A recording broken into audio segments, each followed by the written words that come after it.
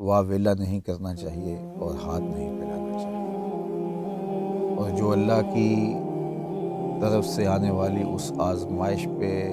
راضی ہیں کہ مالک کوئی بات نہیں، خوشحالیاں بھی تو نے عطا کی تھی، آج حالات تھوڑے تلخ ہیں تو کوئی بات نہیں، ہم صبر کر کے اس وقت کو بھی گزار لیں گے، اور ہم تیرا شکر ادا کرتے ہیں تو نے ہمیں خوشحالیاں بھی عطا کی، اور آج اگر مشکل ہے تو ہم صبر کر کے تیرے ہی شکر گزار ہیں۔ تو یہ تین چیزیں حضور نے قسم کر کے کہیں۔ سب سے پہلی چیز، ما نقص مال عبد من صدقہ، کہ صدقے سے مال کم نہیں ہوتا۔ دوسری بات یہ ارشاد فرمائی کہ جب کوئی شخص زیادتی سہ جاتا ہے اور اس پر رد عمل نہیں دیتا،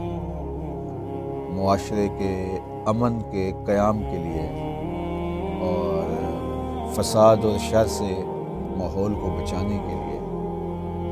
وہ برداشت کر لیتا ہے اور صبر کر لیتا ہے، فرمایا کہ اللہ جل شانہ اس کے لیے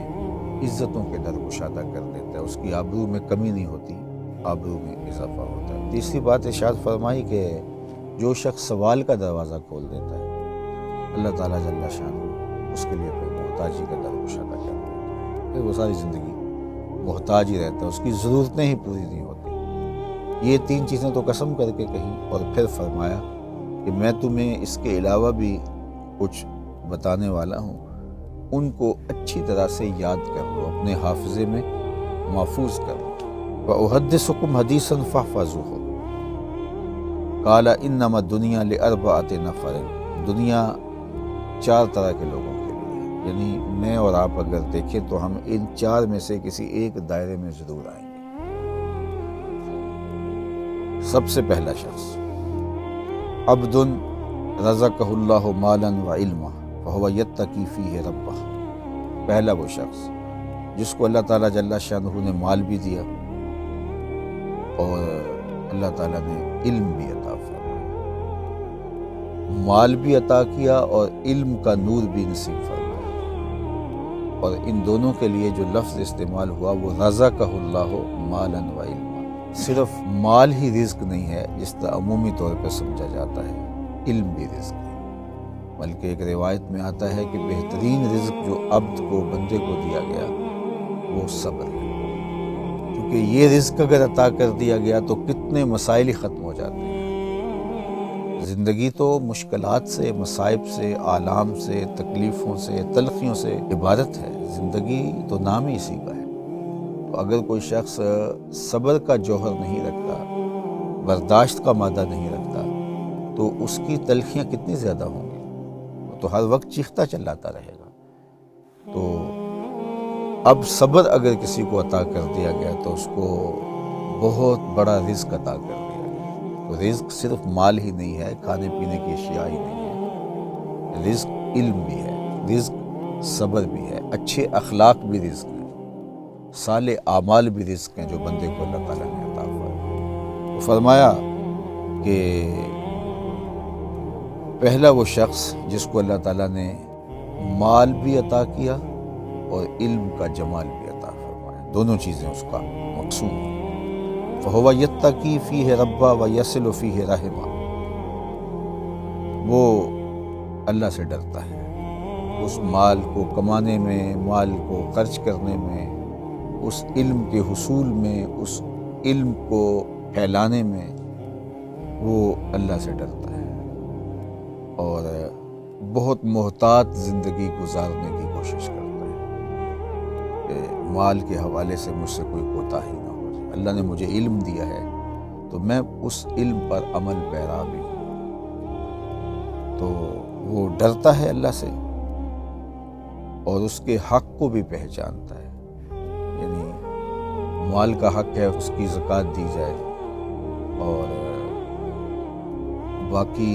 صدقات و خیرات کے ذریعے سے مال کا حق ادا کیا جائے، تو وہ اس کو ادا کرتا ہے۔ اس طرح علم کا جو حق ہے کہ کسی نے سوال کیا تو اس کا جواب دینا اور ضرورت کے وقت رہنمائی کرنا لوگوں کی، اللہ کی مخلوق کی، اور علم پر عمل پیرا ہونا، تو یہ ساری چیزیں اس کی زندگی میں شامل ہیں۔ علم کی وجہ سے وہ مال کو بھی صحیح جگہ پہ خرچ کرنے کی صلاحیت رکھتا ہے۔ بعض اوقات ہوتا ہے کہ علم نہ ہونے کی وجہ سے ہم خرچ تو کرتے ہیں لیکن اس کا نتیجہ نہیں پاتے۔ مثال کے طور پہ ایک شخص نے مسجد بنا لی، اتنا اچھا کام ہے، لیکن بنائی کہاں کہ گلی کے ایک کونے پہ مسجد موجود تھی تو دوسرے کونے پہ بنا دی۔ تو کام تو اس نے اچھا کیا مسجد بنانے کا، لیکن وہ پہلی مسجد اجڑ گئی، اس کی رونق ختم ہو گئی، نمازی ادھر آ گئے یا نمازی تقسیم ہو گئے، تو ایک گلی کے اندر دوسری مسجد کی ضرورت نہیں تھی۔ تو وہ اگر کسی ایسے محلے میں جاتا جہاں مسجد کی ضرورت تھی تو وہاں جا کے مسجد بناتا، تو وہ علم اس کو بتاتا کہ یہاں ضرورت نہیں ہے، وہاں ضرورت ہے۔ وہی کام جو اس نے کیا ہے اس میں اجر و ثواب وہ پاتا، اور بہت سارے ہمارے ایسے معاملات ہیں کہ ہم نیکی سمجھ کے کر رہے ہوتے ہیں، لیکن اس سے معاشرے کے اندر شر، فساد، فتنہ اور اختلاف اور کیا کچھ پیدا ہو جاتا ہے۔ تو علم بتاتا ہے، اگر اللہ تعالیٰ کسی کے باطن کو علم کے نور سے مالا مال کر دے تو وہ پھر علم کے ذریعے سے اپنے مال کو خرچ کرے گا، اور کہاں خرچ کرنا ہے اور کہاں اس کی ضرورت ہے اور کہاں اس کی زیادہ ضرورت ہے، ترجیح کیا ہے، یہ ساری چیزیں وہ جانے گا اس علم کے ذریعے سے۔ اور ارشاد فرمایا کہ وہ شخص صلہ رحمی بھی کرتا ہے، یعنی یہ نہیں کہ پیسے آگے ہیں تو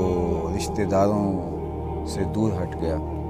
اعزاء و اقربا کو چھوڑ بیٹھا اور ان کی ضرورتوں کا اس نے خیال ہی نہ رکھا۔ اب تو اللہ نے مال کے ذریعے سے اس کو ممتاز کیا ہے تو وہ خاندان کو سنبھالنے کی کوشش کرے، اپنے رشتہ داروں اور اعزاء و اقربا کو سپورٹ کرے، ان کی مدد اور نصرت کرے، ان کے مشکل کے وقت کام آئے، چونکہ اللہ نے اس کو مالی طور پہ آسودہ بنایا ہے۔ تو وہ اس بات کا خیال رکھتا ہے، رشتہ داریاں نہیں ٹوٹنے دیتا، اور اپنے مال کو لوگوں کی بالخصوص رشتہ داروں کی ضرورت کے لیے خرچ کرتا ہے۔ اور پھر ارشاد فرمایا وَيَعْلَمُ لِلَّهِ فِيهِ حَقًّا، اور اس میں جو اللہ کا حق ہے اس کو بھی پہچانتا ہے، یعنی مال کے اندر اللہ کا حق ہے، زکوٰۃ ہے 2.5% ادا کرنا ہو، صدقات واجبہ ہیں، اس طرح یہ صدقہ فطر اب عید کے موقع پہ آنے والا ہے، اور دیگر جو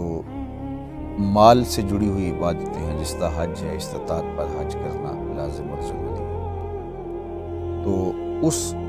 حق کو بھی پہچانتا ہے جو اللہ تعالیٰ نے مال کی وجہ سے اس کے اوپر لازم کیے ہیں، اور ان کو ادا کرتا ہے، اور ویسے بھی ضرورت مندوں کی ضرورت کی تکمیل کرتا ہے، جیسے کہ ابھی گزرا۔ تو ارشاد فرمایا کہ فَهَذَا بِأَفْضَلِ الْمَنَازِلِ، یہ درجے کے اعتبار سے سب سے بہتر ہے، اللہ تعالیٰ جل شانہ اس کو بہترین مقام اور مرتبہ اور درجہ عطا فرمانے والا ہے کہ اس نے لوگوں کی ضرورت کو بھی محسوس کیا، اس نے مال کا حق بھی ادا کیا، اور یہ مال کے کمانے اور خرچ کرنے میں اللہ سے ڈرتا بھی رہا، مال کے فتنوں سے بھی بچا،